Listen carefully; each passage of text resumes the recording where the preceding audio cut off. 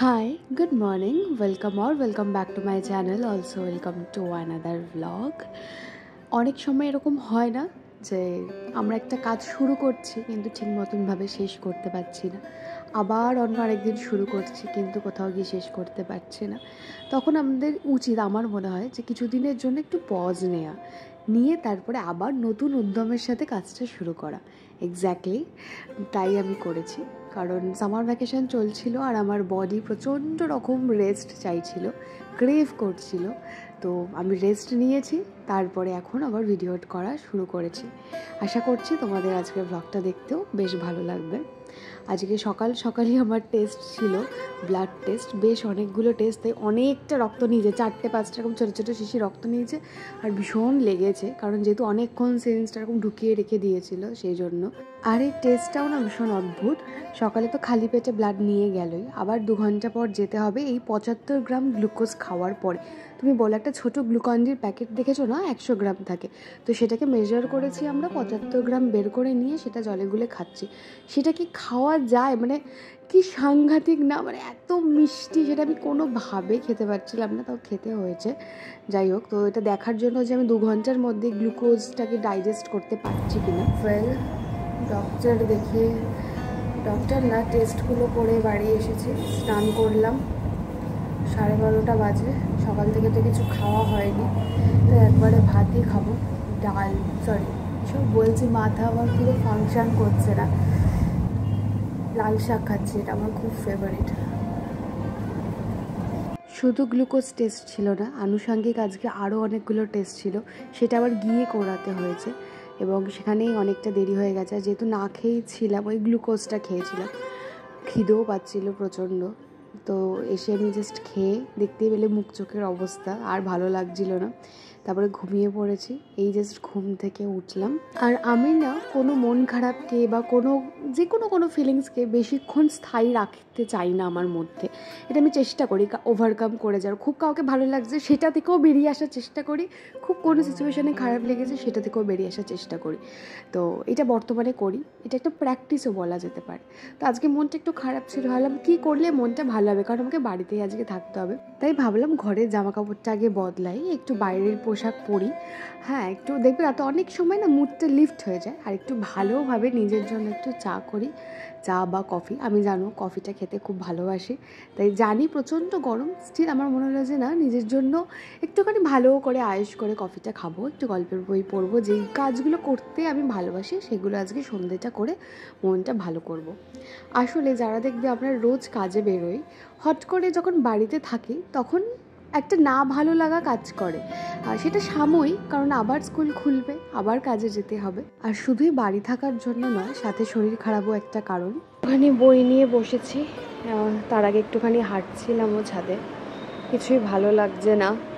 যাই হোক, সুচিত্রা ভট্টাচার্যের মিতিন মাসি ভলিউম 1, এইটা হচ্ছে আমাদের অ্যানিভার্সারিতে পাওয়া 2টো বইয়ের মধ্যে একটা।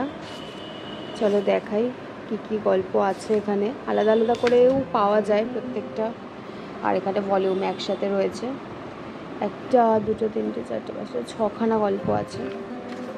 আচ্ছা, এখন আমি সারাঞ্জায় শয়তান এইটা পড়বো আর কি। Hi, it is the next day.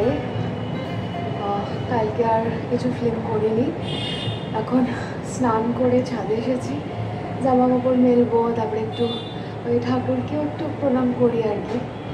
তাই ভাবলাম তোমাদের সাথে বসে একটু কথা বলে ভিডিওটা এন্ড করি। ছাদে আসলে একটা সুবিধা দুটোর, একটা তো মানে পজিটিভিটি এত, মানে গাছেদের সত্যি একটা হিলিং এনার্জি থাকে, এটা আমি বিলিভ করি। নেচারের মধ্যে ভীষণ রকম একটা হিলিং এনার্জি থাকে, আসলেই মন ভালো করে দেয়। কিন্তু এই যে নয়েজ, মানে বিভৎস আওয়াজ, এই যে কি যায় না, ট্রাক থেকে শুরু করে ট্রেন, বাস, মানে সব কিছু যায় আমাদের বাড়ির সামনে দিয়ে, তো ভট করে ভটভটি, হ্যাঁ মানে ননস্টপ চলতে থাকে। তো সেই জন্য এখন আমি দেখেছি তোমরা যে ভয়েস ওভার ভিডিওগুলোই বেশি করি, কারণ মাইক ইউজ করলেও আওয়াজগুলো ক্যাচ করে মাইক, সেই জন্য তো বলবো বলে আরও মানে ভিডিওটা করতে বসলাম। তো তোমরা বেশ কয়েকদিন ধরেই জানো যে আমার শরীরটা ভালো যাচ্ছে না, টেস্ট বাগেরা সব চলছে, ঠিক আছে।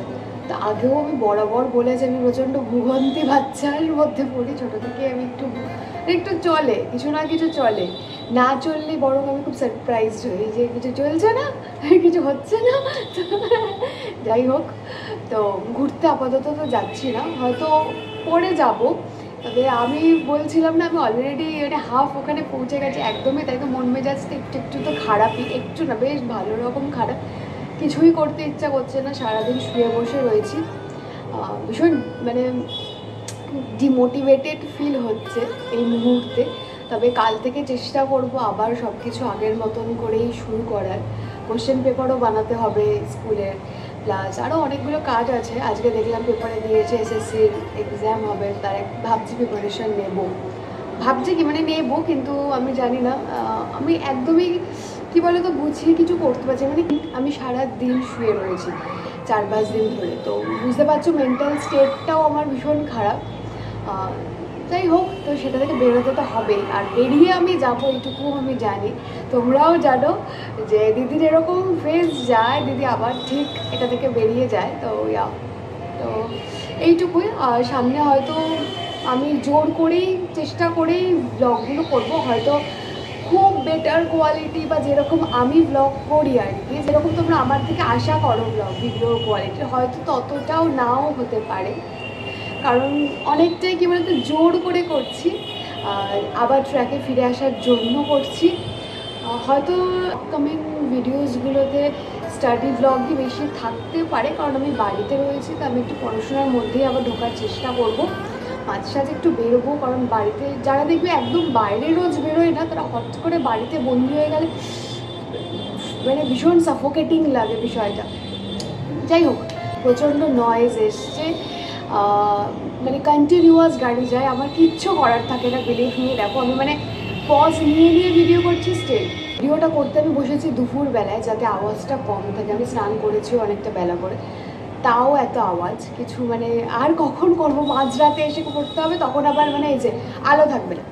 যাই হোক, নেক্সট ভিডিও থেকে আশা করছি আমি শরীর খারাপ কথাটা উচ্চারণই করবো না, ইভেন এই রিলেটেড কোনো কথাই বলবো না, নতুনভাবে সবটা করব। আর আই হোপ তোমরা পাশে থাকবে যেমনটা তোমরা থাকো। দেখো হচ্ছে অন্য ভিডিওর সাথে। Till then stay happy, stay blessed and always stay positive. Bye by.